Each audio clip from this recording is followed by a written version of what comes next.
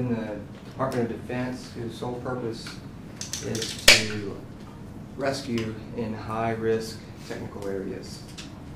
They're called Pararescue men, also called PJs.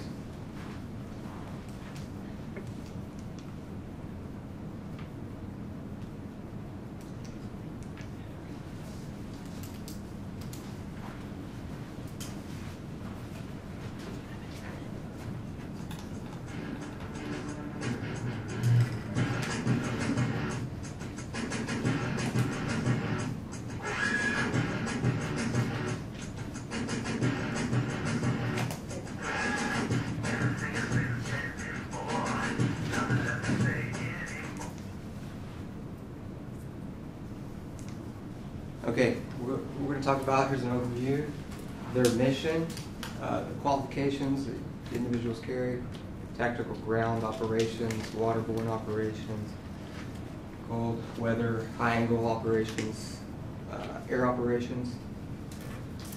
So first we're going to start off with the mission. Basically the combat search and rescue personnel.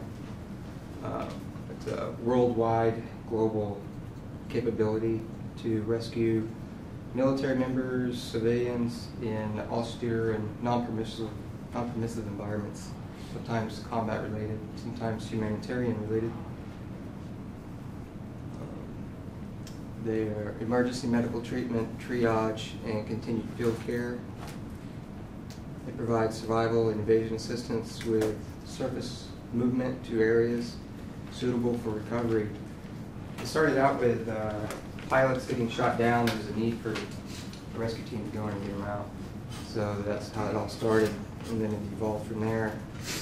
Now there's pararescue men attached to ground teams like SEALs and Special Forces and Rangers.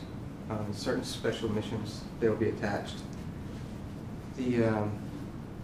What makes them unique is they're the only group in the entire DoD where they're organized, trained, and equipped for the sole purpose of high-risk technical rescue. So let's look at some of the individual qualifications.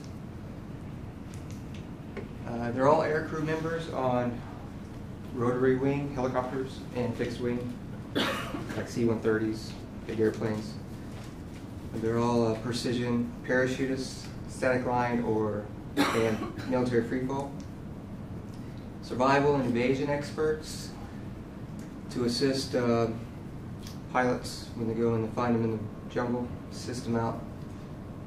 Military scuba divers, combat waterborne insertion techniques, and search and recovery operations for underwater procedures. They're all National Registered EMT paramedics with advanced capabilities past the regular paramedic capabilities, such as field operations, chest tubes, tubes in the throat. The tactical ground operations we'll talk about next. They're not a direct action force. They're typically 2 to 8 man teams depending on the mission. So they're defensive in nature. If they see an enemy, they tend to hide and stay away from them. When mission dependent, they may be attached to a bigger team, such as the Navy, Army, Air Force. This is an example how they could be attached to a Navy team on board a ship waiting on a mission. And they also do presidential supports. For example, President Bush was in Malaysia. There was a team assigned, a quick reaction team assigned to support the convoy in case anything happened. This is some of the common equipment that they carry.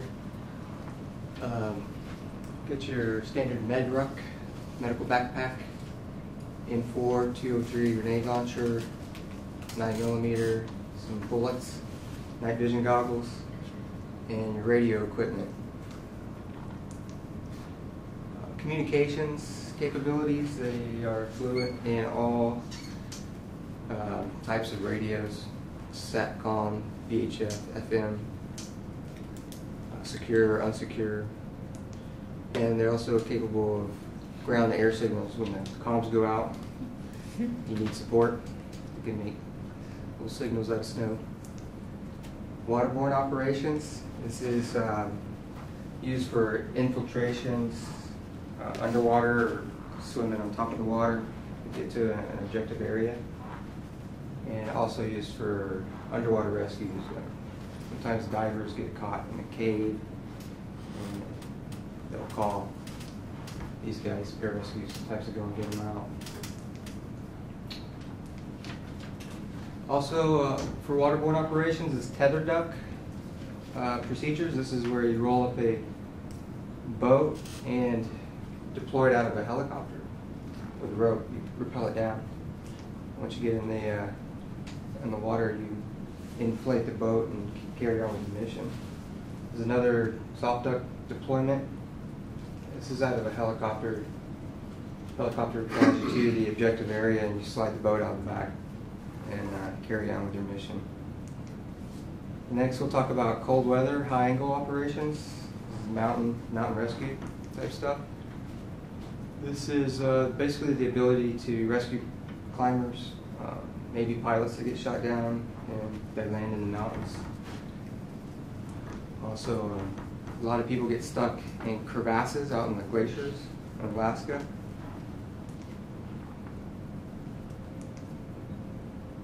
This is, we're going to go into air operations. Fixed wing operations first. This is the fixed wing. This is the rotary wing.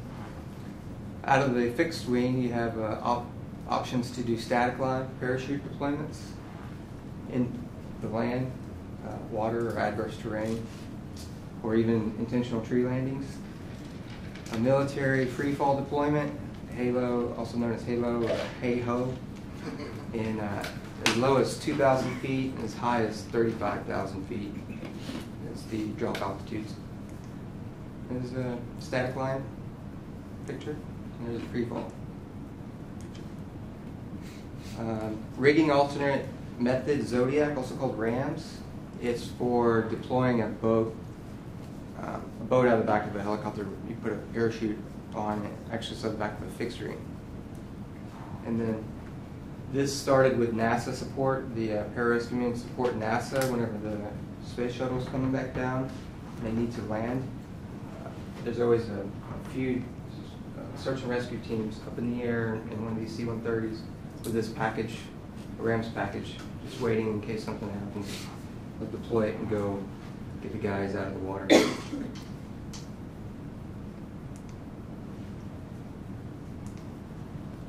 The same principle applies with quads, snowmobiles, and arcs or wave runners. You put a parachute on these vehicles and deploy them into the objective area. Here's a picture of a RAMS. It's a rubber inflatable boat in there, and this is what it looks like in the water. And this is like a mass casualty. These guys are being pulled out of the water after they're responding. And then the helicopter will come and exfil from the water. This is an example of how they get the survivors out of the water into the helicopter. Which brings us to rotary wing operations. And from the helicopter, these guys rappel, fast rope climb in and out of the helicopters, and there's hoist operations, hoist capabilities. Next, we're going to talk about operations other than war, and that includes civil, search and rescue, humanitarian relief, non-combat, evacuation operations, and disaster relief. Some recent ones you might remember in the news was the Katrina catastrophe. There's a lot of pararescue flying around doing search and rescue. Haiti earthquake, there's a couple that got deployed out there. The 9/11, the towers that crashed, and they were out there doing confined space, structural collapse rescue. And there's a couple more I can't think of right now. But that's everything. That concludes my brief on pararescue and their capabilities. Anybody have any questions? What was your job in the military? I was a pararescue. Were those pictures of like you and people you know? Yes. Were This is just a little picture of all the stuff, kind of term jack of all trades because we're trained in every environment, how to get there, how to carry a lot of stuff. Were you part of the Halo or the Hey-Ho mission? We did, majority of our training was from Hey-Ho, was jumping, inserting through parachute operations.